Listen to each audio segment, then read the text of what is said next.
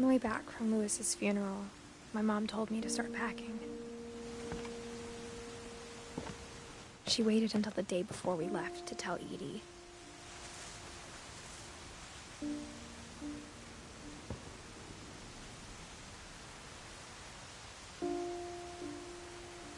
I'm not sure if she wanted to make it easier or harder.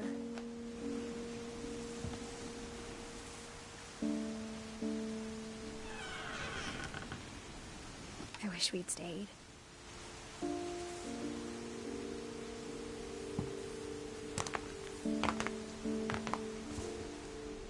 But I understand why we left.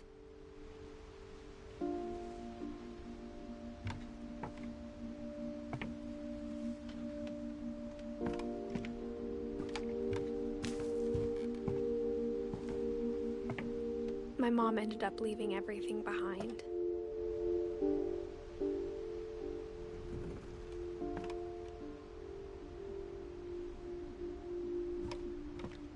What happened that night had been coming for a long time. Maybe it should have come sooner.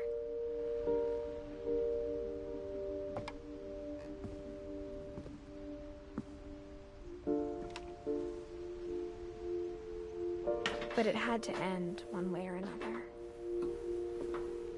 All that's left now is to tell you about that last night.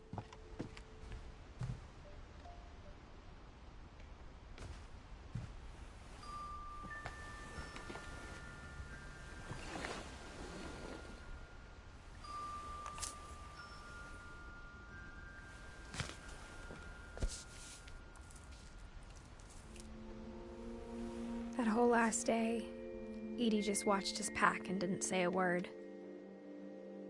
Until supper, when she raised her glass and said, "To our final night together, and all our final nights apart." Grandma, you know what I said about alcohol. Some of your medications are very Edith, specific. I left a present for you in the hallway. Why don't you go open it? The grown-ups have to argue now. I'm sorry, you're right. We're all leaving tomorrow. Let's just enjoy our last... I'm not leaving. Edith, you're excused.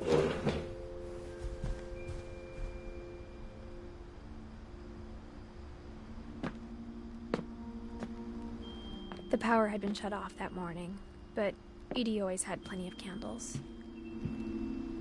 When my mom sealed the library, I don't think she knew about the other entrance. Or that Edie had a key to it.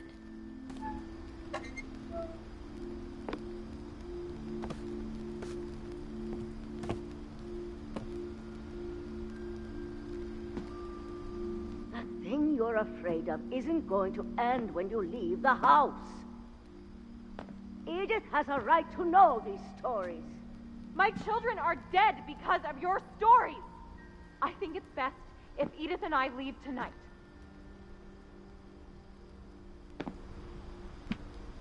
We'll have the nursing home send a van for you in the morning, okay?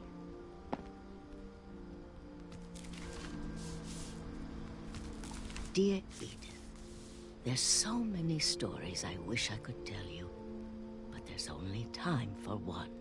This is about what happened on the night you were born. That night, the tide went way, way out.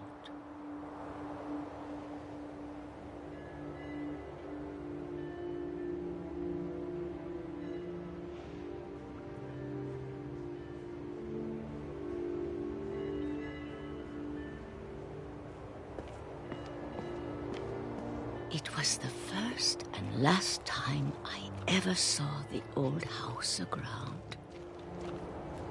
There'd been an earthquake out in the middle of the ocean. They called it the lowest tide in 1,000 years. God, it smelled awful. You know, I've seen that house every day of my life.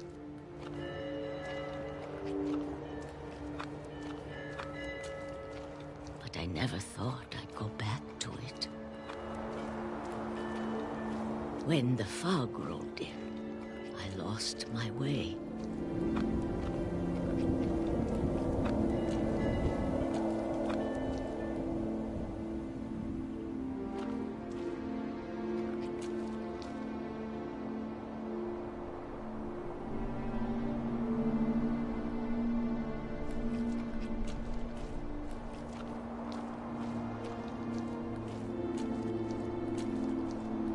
I got turned around.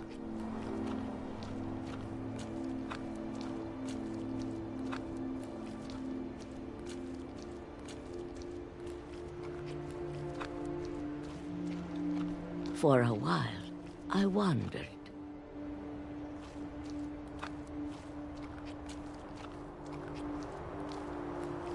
I started seeing things.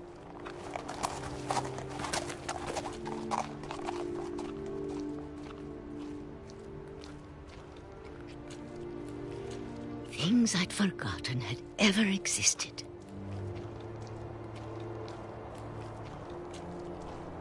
But when I saw them, they felt like old friends. That night, a lot of things came back to me. Or maybe I came back to them.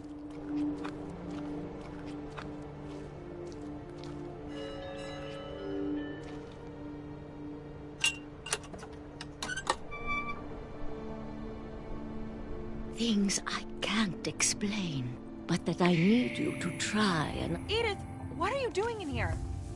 It's mine. Edith! Mom, you're gonna rip it! Let go! I kicked and screamed, but Mom dragged me to the car.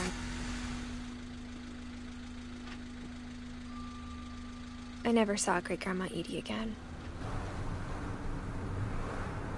The next morning, the van came to pick her up, but she was already gone. After that, we moved around a lot.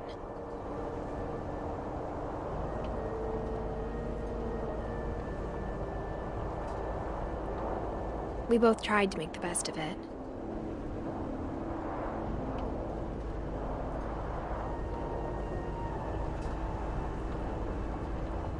A few years went by.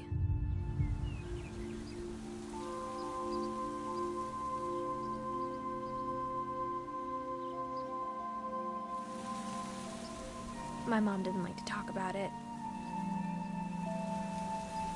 but she started getting sick a lot. The rest happened pretty quickly. She got better for a while, and then she didn't.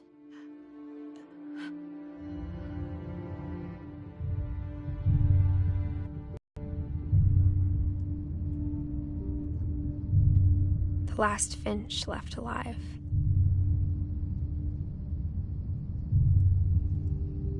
Until I found out about you. I'm still not sure what to tell you about all this.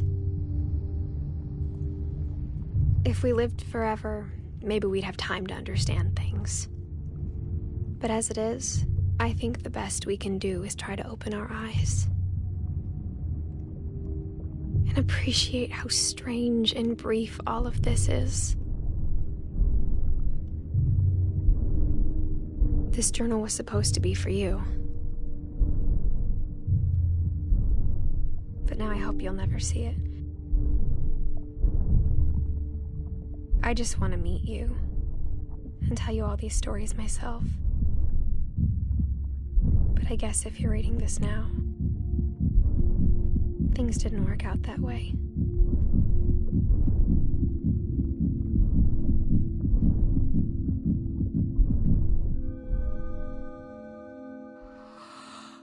This is where your story begins. I'm sorry I won't be there to see it. It's a lot to ask, but I don't want you to be sad that I'm gone. I want you to be amazed that any of us ever had a chance to be here at all. Good luck.